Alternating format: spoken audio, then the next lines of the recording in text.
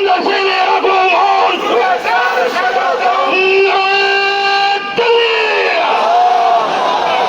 বসেন বসেন, আর দাঁড়াবেন না কেউ। হ্যাঁ বসেন, আপনাদের সে আকাঙ্ক্ষিত মেহমান চলে এসেছে। টেনশন আছে? বসুন, বসে পড়েন, কেউ দাঁড়াবেন না, সবাই বসে পড়েন। আমার ভাইয়েরা বসেন, আপনারা না বসলে হুজুর কিন্তু মঞ্চে আসবে না, ওই পেছনে বসে থাকবে, এই জন্য বসেন। মন্ত্রী সাহেব আছেন?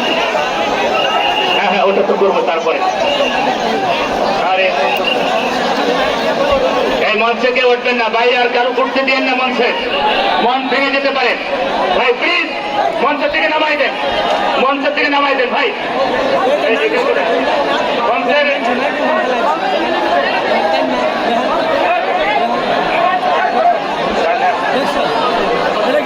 মঞ্চে আপনারা লোকটা নামাই দেন, নামাই দেন, মঞ্চের থেকে নামাই দেন।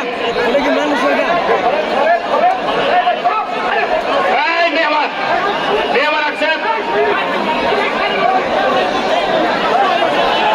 ভাই বসেন বসেন বসেন, মেহমান চলে আসছে, টেনশন আছে, এই মঞ্চ থেকে নামেন না, ভেঙে যাবে তো।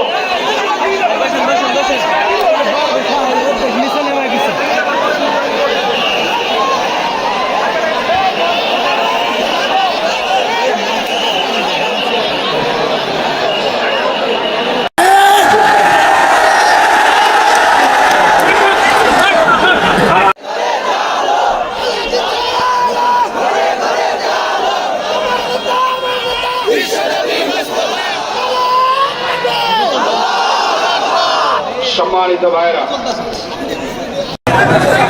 আমাকে শহীদ করো সেই মিছিলে, আমাকে শহীদ করে সেই মিছিলে শামিল করে নিও। যে মিছিলের নেতা আমির হামজা, সবাই খোদার ছিল যারা অতি প্রিয় শামিল করে নিও। বালাগাদ হুদা বিকামালিহি কাশাফাত দুজা বিজামালিহি হাসানাত জামিউ খিসালিহি সাল্লু আলাইহি ওয়া আলিহি। আলহামদুলিল্লাহ, এটা যেটা রেকর্ড হচ্ছে, আমার সামনে আজ 1 লক্ষ 1.5 লক্ষ মানুষ নয়, 175 কোটি মুসলিম, 750 কোটির উপরে মানব জাতি দুনিয়াতে, সবাইকে উদ্দেশ্য করে আমি আমির হামজা ঢাকার ময়দান থেকে ঘোষণা দিচ্ছি, কোরআনে কারিমের আয়াত অনুযায়ী ইসলাম বাদ দিয়ে তুমি আর কোন নিয়ম নীতি, কোন ধর্ম দিয়ে আমাদের আল্লাহকে রাজি খুশি তার কাছে পৌঁছানো সম্ভব নয়। বাকিটা আপনার বিবেকের উপর। এই জন্য এই ময়দানে এখান থেকে কোরআনের আয়াত দিয়ে হক সত্য বাস্তব বিষয়গুলো দিয়ে যখন আঘাত করা হবে মানুষের ব্রেনে, মেধায়, মানুষের মগজে, বাকির যত চিন্তা ভাবনা আছে ওগুলো ইনশাআল্লাহ সব চূর্ণ বিচূর্ণ হয়ে যাবে। আল্লাহ রাব্বুল আলামিন বলেন, লাকাদ আনসালনা ইলাইকুম ফীহি যিকরুকুম কিতাবান ফীহি যিকরুকুম, লাকাদ আনসালনা ইলাইকুম কিতাবান ফীহি যিকরুকুম আফালা তা'কিলুন। সূরা আম্বিয়ার 10 নম্বর আয়াতে আল্লাহ বলেন, অবশ্যই আমরা নাযিল করেছি তোমাদের জন্য একখানা কিতাব যে কিতাবের ভেতরে তোমাদের সম্পর্কে আলোচনা করা আছে, এরপরেও কি তোমরা বুঝবে না? আমার ভাইরা, কোরআনে কারিমের ভেতরে যত কথা আছে সব মানব জীবন সংক্রান্ত। মানুষের জীবন চালাতে যা লাগে সব আল্লাহ খোলার পরিভাবে কোরআনে আলোচনা করেছেন। জোরে বলেন আলহামদুলিল্লাহ। এ ময়দানে যারা কোরআন শোনার জন্য বসে আছে, সূরা আম্বিয়ার 18 নম্বর আয়াতে আল্লাহ ঘোষণা দিয়েছেন, বাল নাকযিফু বিল হাক্কি আলাল বাতিলি ফাইদা হুয়া যাহিক ফায়াদমাহুহু ফাইদা হুয়া যাহিক ওয়া লাকুমুল ওয়াইলু মিম্মা তাসিফুন। জোরে বলেন আল্লাহু আকবার। আল্লাহ পাক বলেন, ময়দানে যারা কোরআন শোনার জন্য এসেছে, আমি হক দিয়ে বাতিলের উপরে আঘাত করি, বাতিল চূর্ণ বিচূর্ণ হয়ে যায়। তাফসীরে ফিজালাল কোরআন সাইয়্যিদ কুতুব রাহমাতুল্লাহ আলাইহি তার এই বিখ্যাত তাফসীরে হক শব্দের 3টা ব্যাখ্যা দিয়েছেন। 1 নম্বরে হক মানে কোরআনে কারীম, 2 নম্বরে হক মানে ইসলাম, 3 নম্বরে হক মানে মানুষের ঈমান। যেহেতু পৃথিবীতে যত কথা আছে সব কথার ভেতরে কোন না কোন সন্দেহ, মিথ্যা, সংশয় এরকম থাকতে পারে। কোরআনে আমার আল্লাহর যত কথা আছে এই কথার ভেতরে কোন সংশয়, সন্দেহ, মিথ্যার কোন লেশ পর্যন্ত নেই। আমার আস্তাগফিরু মিনাল্লাহি কিলা, আমি আল্লাহর চাইতে সত্যবাদী এই পৃথিবীতে আকাশ জমিনে আর কেউ নেই। দ্বিতীয় নম্বরে ইসলাম। যত ধর্ম এ দুনিয়াতে এখন আছে, আমাদের মালিক মহান রব্বুল ইজ্জত ওয়াল জালালের ঘোষণা অনুযায়ী একমাত্র, কেবলমাত্র, শুধুমাত্র তার কাছে পছন্দনীয়, গ্রহণযোগ্য ধর্মের নাম ইসলাম। কোরআনে কারিমে আল্লাহ তাআলা বলেন, ইন্নাদ-দীনা ইনদাল্লাহিল ইসলাম। অবশ্যই আমি আল্লাহর কাছে একমাত্র মনোনীত জীবন ব্যবস্থার নাম ইসলাম। আলেম যারা বসে আছেন, দিনের আগে আমার আল্লাহ আলিফ লাম লাগিয়েছেন, বক্তব্য শুরু করার আগে আল্লাহ ইন্না লাগিয়েছেন। এটা দ্বারা বোঝা যায় পৃথিবীতে একমাত্র ধর্ম ও জীবন ব্যবস্থা আমাদের আল্লাহর কাছে, তার নাম ইসলাম। এছাড়া অন্য কোন জীবন ব্যবস্থা, ধর্ম দিয়ে আল্লাহকে রাজি খুশি তার কাছে পৌঁছানো সম্ভব না। এমনকি কেউ যদি ইসলাম বাদ দিয়ে আল্লাহর কাছে পৌঁছাতে চায়, সূরা আলে ইমরানের 85 নম্বর আয়াতে আল্লাহ স্পষ্ট ঘোষণা দিয়েছেন, ওমাইয়া বাতাগি গায়রাল ইসলামি দীনান ফালাই ইউকবালা মিনহু ওয়া হুয়া ফিল আখিরাতি মিনাল খাসিরিন। ইসলাম বাদ দিয়ে অন্য কোন নিয়ম নীতি, ধর্ম, জীবন ব্যবস্থা, কোন আদর্শ, এগুলো দিয়ে যদি কেউ আল্লাহ পর্যন্ত যেতে চায়, তার জীবনের কোনো কিছু আল্লাহর দরবারে কবুল হচ্ছে না, করছেন কালেও হবে না। জোরে বলেন নাউযুবিল্লাহ। এটা যেহেতু রেকর্ড হচ্ছে, আমার সামনে আজ 1 লক্ষ 1.5 লক্ষ মানুষ নয়, 175 কোটি মুসলিম, 750 কোটির উপরে মানব জাতীয় দুনিয়াতে, সবাইকে উদ্দেশ্য করে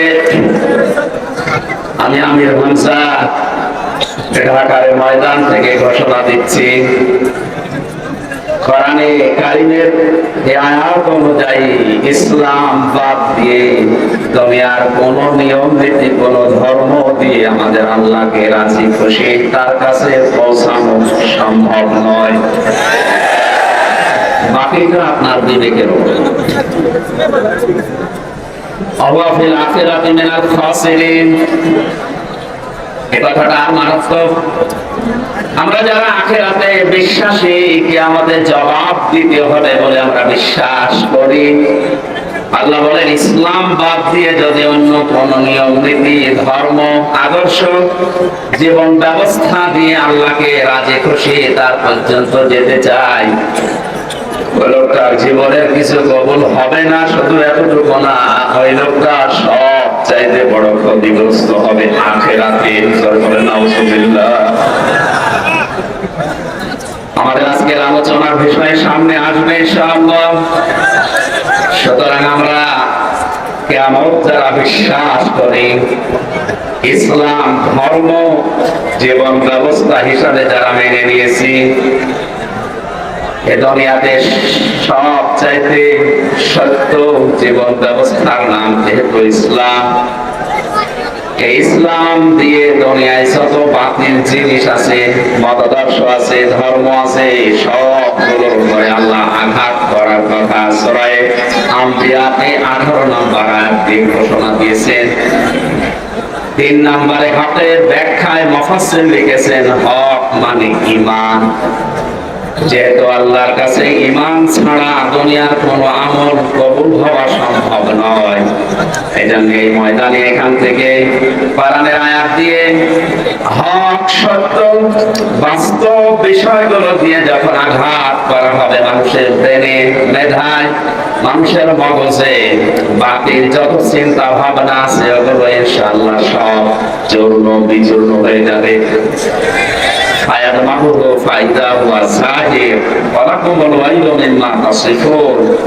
আল্লাহ বলেন দুর্ভোগ ওই মানুষগুলোর জন্য, আক্ষেপ ওই মানুষগুলোর জন্য যারা নিজেরা মন মতো নিয়ম নীতি তৈরি করে। সুতরাং এই ময়দানে আমরা যারা এসেছি আজকে, আমি কোরআন দিয়ে একটা একটা করে আপনার মেধায়, আপনার এই ব্রেনের উপরে, মগজের উপরে ধাক্কা দেব আল্লাহর কোরআন দিয়ে, যেন বাতিল চিন্তা ভাবনা সহ যত বিষয় আছে সব চূর্ণ বিচূর্ণ হয়ে যায়। জোরে বলেন আমিন। দরুদ আর সালাম পড়ছি আমাদের নবী মুহাম্মদ রাসূলুল্লাহ সাল্লাল্লাহু আলাইহি ওয়াসাল্লামের প্রতি। বিশ্বনবী মুহাম্মদ রাসূলুল্লাহ সাল্লাল্লাহু আলাইহি ওয়াসাল্লামের লক্ষ লক্ষ হাদিস থেকে বুখারী শরীফের একটি হাদিসের টুকরা পড়েছি। হযরত আবু সাঈদ খুদরি থেকে বর্ণিত, নবীজি বলেন, তোমাদের ভেতরে কেউ যদি কোনো অন্যায় কাজ হতে দেখে, সে যেন অবশ্যই তার হাত দিয়ে সেটা বন্ধ করে। যেহেতু হক শব্দের 3 নাম্বার ব্যাখ্যায় আমি ঈমান বলেছি, আমাদের ঈমান আছে কিনা এটা মাপার থার্মোমিটার এই হাদিস। শুধু মনে করি যে বড় সোফা গায়ে দিয়ে, সুন্দর টুপি মাথায় দিয়ে, পাগড়ি মাথায় দিলে আমাদের ঈমান আছে, পাকাপোক্ত না। ঈমান মাপার যন্ত্র, থার্মোমিটার এইটা। অন্যায় কাজ যেখানে হতে দেখবে, ঈমান যদি তার থাকে, সবল ঈমানদার যিনি সবচাইতে শক্তিশালী ঈমানদারের গুণ হচ্ছে সে তার হাতের দ্বারা এটা বন্ধ করবে, বাধা দেবে। মুহাদ্দিসিন ইকরাম এখানে হাদিসে হাত দ্বারা শুধুমাত্র এই হাত নয়, ক্ষমতার হাত, টাকা পয়সার হাত, পাওয়ারের হাত, আইনের হাত, এরকম অনেকগুলো অর্থ দিয়েছে।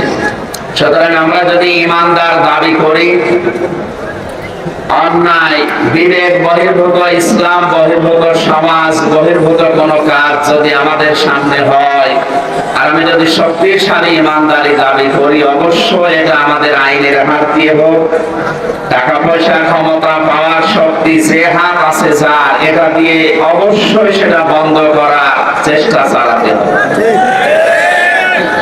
এটাকে আজ যদি কেউ দুনিয়ার কাজ মনে করে, রাজনীতি মনে করে ছেড়ে যায়, তাহলে সে দুর্বল ঈমান, শক্তিশালী ঈমানদার নয়। দ্বিতীয় নম্বরে এটা যদি সম্ভব না হয়, আইন নেই আপনার কাছে, ক্ষমতা নেই, টাকা পয়সা নেই, পাওয়ার নেই, এ হাতও প্যারালাইজড। দ্বিতীয় নম্বরে আপনার মুখ দ্বারা অবশ্যই এটা প্রতিবাদ করা লাগবে, মানববন্ধন করে হোক, পেপার পত্রিকায় দিয়ে হোক, এই মিডিয়ার মাধ্যমে হোক, সভা সমাবেশ করে হোক, যে কোনো কায়দা এটা যেন বন্ধ হয়। এটাও যদি কেউ করতে না পারে, ওই পরিস্থিতি যদি না থাকে, 3 নম্বরের হাদিসের শেষে আছে সে যেন অন্তর দ্বারা ঘৃণা করে। তার মানে সে যেন পরিকল্পনা করে অন্যায় কি করে বন্ধ করা যায়। এইটাও যদি কোন মানুষের ভেতরে না আসে, নবীজি বলেন এটা সর্বনিম্ন ঈমানের পর্যায়। এইটাও যদি না থাকে ওর ঈমান নেই, এটা বেঈমান। এই হাদিস পড়ার পরে আমার যতটুকু মনে হচ্ছে, জবান খুলে আপনারা আগে কোরআনের আয়াত পড়েন, যদি আশেপাশে কোন শয়তান থাকে, মানুষ শয়তান হোক আর জিন শয়তান হোক, যেন চলে যায়। আউযু বিল্লাহি মিনাশ শাইতানির রাজীম। বিসমিল্লাহির রহমানির রহিম।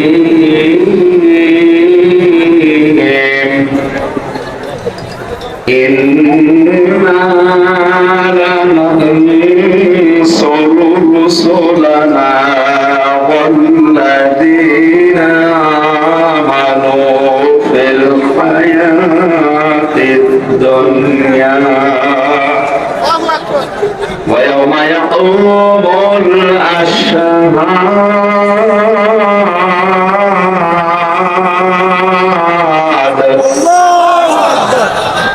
আল্লাহ পাক বলেন ইন্না অবশ্যই আমরা বা আমি, লা নানসুরু লামে তাকিদ, নানসুরু আনসুরু নানসুরু, অবশ্যই অবশ্যই আমরা সাহায্য করব, করছি করব, রুসুলানা আমাদের রাসূলদেরকে, আল্লাযীনা আমানু শব্দের দিকে খেয়াল করার জন্য বলছি। কোরআনের প্রত্যেকটি শব্দ গবেষণামূলক। আল্লাহ রাসূলদের কথা জানানোর পরেই আল্লাহ ঈমানদারদের নাম দ্বিতীয় পয়েন্টে দিয়েছেন। অবশ্যই অবশ্যই আমরা সাহায্য করছি, করব আমার রাসূলদেরকে এবং যারা ঈমানদার তাদেরকে। জোরে বলেন সুবহানাল্লাহ। সুতরাং আল্লাহর সাহায্য এটা শুধুমাত্র রাসূলদের জন্য আর ঈমানদারদের জন্য। কোন বেঈমানের জন্য আল্লাহর সাহায্য এখন নেই, ভবিষ্যতেও থাকবে। কখন করবেন আল্লাহ এটা? ফিল হায়াতিদ দুনিয়া, পার্থিব জীবনে, ওয়ায়াউমা ইয়াকুমুল আশহাদ, এবং যেদিন মানুষ দণ্ডায়মান হবে তার মাঝে কিয়ামতের ময়দানে। এই আয়াতের ভেতর আমরা দুইটা তথ্য পেয়েছি। আল্লাহর সাহায্য রাসূল এবং ঈমানদারদের জন্য দুনিয়া এবং আখিরাতে। জোরে বলেন আল্লাহু আকবার। এই আয়াত থেকে প্রশ্ন আসে, তাহলে প্রথম নম্বরে আল্লাহ সাহায্য করবে রাসূল না রাসূল? বহু বছর আল্লাহ দিয়েছে, জানিয়েছেন যারা রাসূল আমি পাঠিয়েছি নবী রাসূল করে, অবশ্যই অবশ্যই তাদেরকে সাহায্য করছি, করব।